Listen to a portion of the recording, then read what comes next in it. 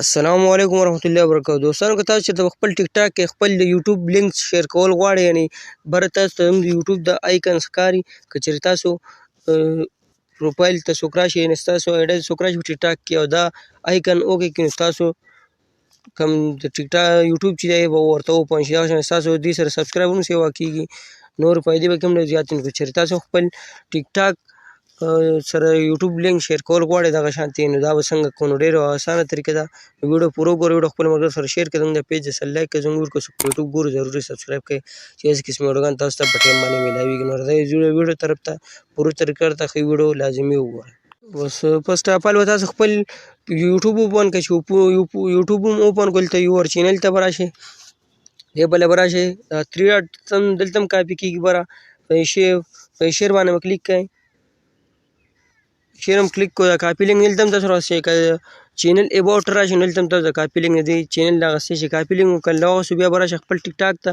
چې ټیک ټاک ته راغلی، په ټیک ټاک کې به دلته راشئ خپل پروفایل ته. پروفایل کې ورته ایډیټ پروفایل ښکاري، په دې به کلیک کړئ. لاندې چې راشئ دلته ورته لیکلی انسټاګرام دی، لاندې یوټیوب دی، نو دلته تاسو انسټاګرام لینک هم شیر کولی شئ. دغه شانتې آیکن تاسو ته راغلی. ډېرې ټیک ټاک اډیګانې تاسو لیدلي وي، چا ورسره فیسبوک آیډي لینک کړی، چا ورسره یوټیوب آیډي لینک کړی وي.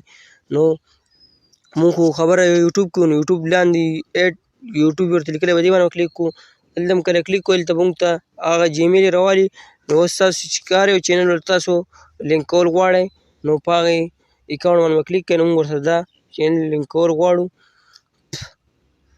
نو دلته ورسره دا ایډ شو، لاندې ورته راواغستو. نو که تاسو دا بیا ریموو کولی هم شئ، نو په کنفرم باندې کلیک کړئ، ریموو شو. بس موږ بل چینل سره ایډ کول غواړو، نو په دې به کلیک کړئ، موږ ورسره دا بل یو چینل لینک کوو.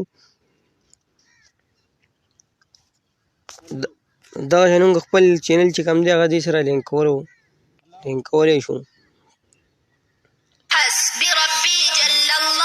چې دغه چینل مو وکړو، نو بیا تاسو دا واپس بیک شئ، دلته به دا ریفریش کړئ، دلته تاسو ته یوټیوب هغه آیکن چې کوم دی هغه یې راواغستی. نو که اوس په دې باندې څوک زموږ آیډۍ ته راشي، په دې باندې کلیک کړي، نو زموږ یوټیوب ورته اوپن شي. دلته دوی بیا سبسکرایب کولی هم شي، زموږ چې کوم ملګري دي پیج چینل هغه بیا سیوا کېدی هم شي. نو دغه یو اسانه طریقه نو موږ تاسو ته وښوله. که ویډیو مو خوښ شي نو خپلو ملګرو سره شیر کړئ، زموږ د پیج سره لایک کړئ، زموږ ویډیو که څوک په یوټیوب باندې ګوري نو ضروري سبسکرایب کړئ چې داسې قسمي ویډیوګان تاسو ته په ټایم باندې میلاویږي. نو موږ له راکړئ اجازت په را روانو ویډیو کې میلاویږو. د الله په امان.